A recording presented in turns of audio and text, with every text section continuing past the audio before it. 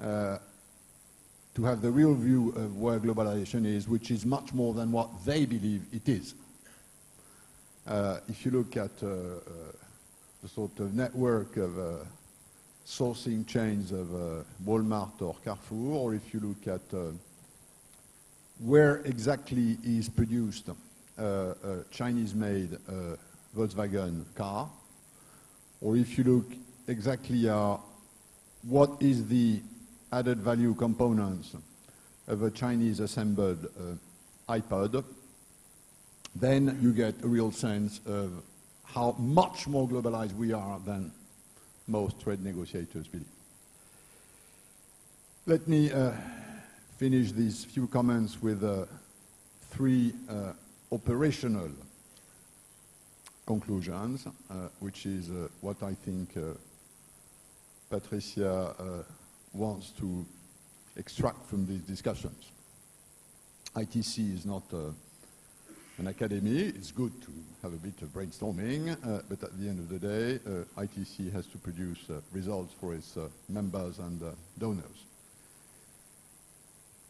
Operational consequence number one, I think, in the way ITC work, is that export promotion is very much today about finding the right slot in a global supply chain production system. Whether it's goods or whether it's services, the old theory that a country has to focus on one good where it has a comparative advantage and target the right market in another country, that may be still true for mangoes. I'm sure it's not true anymore for most manufactured or services. So it both makes the ITC work more complex, but it also creates much more opportunities and much more flexibilities, not least because the change in comparative advantages is much quicker and much more dependent on motivation, good policies, and proper competition than in the old world where most of this was determined by natural resources availability. Consequence number two, which is for us all, which is that we have to change the way we number world trade. Even extremely sophisticated academics like Professor Ghemawat still use this ratio of trade to GDP, which I'm sorry to say is totally meaningless. It's totally meaningless because on the numerator you have volumes of trade, and on the denominator you have GDP, which is a sum of added value. Now, what matters in the economy is how much of added value your economy creates with international trade. So the only interesting number is how much of this sum of added value, which your GDP is, stems from your insertion in international trade. If it's big, international trade is good for you. If it's negative, and it might sometimes be negative, then international trade is bad for you. But the truth is that the way we look at the numbers obscures totally this reality. Let me just give you a very simple example, which is a theoretical car, which 20 years ago was produced in Germany and exported to UK for a value of 100. International trade registered 100 of trade. Now, the same value, 100, of a German finally assembled car going to UK This car is done in 5 different countries. Each of the countries, let's say, adds 20% of this 100 of added value, so 5 countries, 20% each. The number you have in international trade for the same car is 300. 20, because it crosses the first border, then 40, then 60, then 80, and then 100.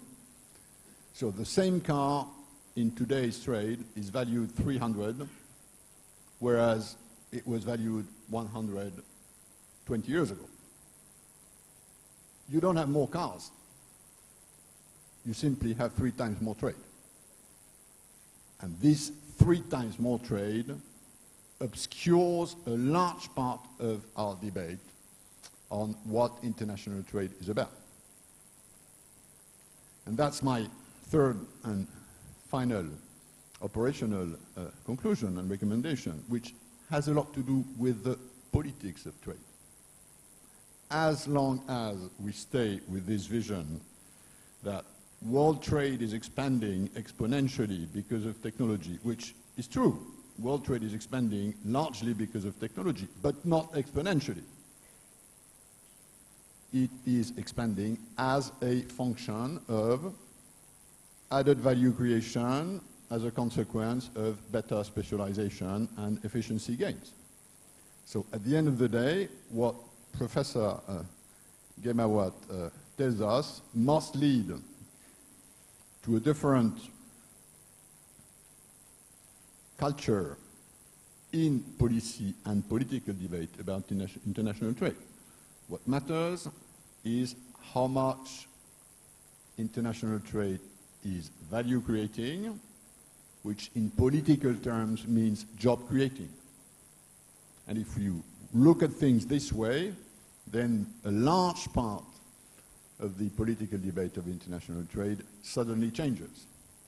If your purpose becomes to create jobs as the capacity of your economy to specialize in where you have a comparative advantage, then it gives a much more positive view, and I think that's what we are all after.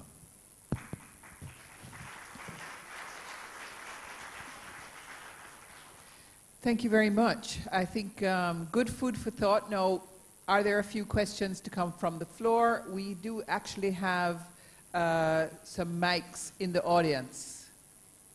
Ambassador, in the front. Where are the mics, please?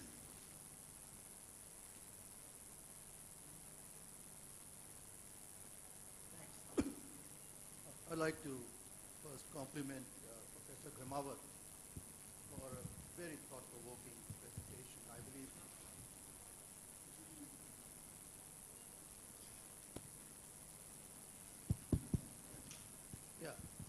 I believe it provides a very good conceptual framework for looking at globalizing businesses. I have 3 quick comments. And first is the point which Pascal was making just now about the volume versus value debate. And I think it's about time that we had a mainstream discussion in the global trade community about how we look at trade, because there are certain misconceptions and false conclusions which come from the present way of numbering trade. And there are political implications of, I believe, largely positive political implications of shifting to value.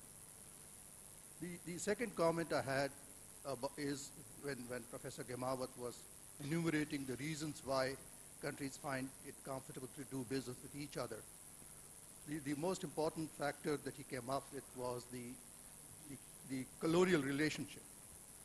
And in my view, I think this is something which will decrease very rapidly, because this relationship is based on, I believe, 2 things. One is the tariff preferences which the former colonial masters provide to their former colonies, and the tariffs are going down anyway. So to that extent, the value of preferences in global trade is going to go down pretty sharply. And the second issue is the issue of the composition of the trade between these 2 entities,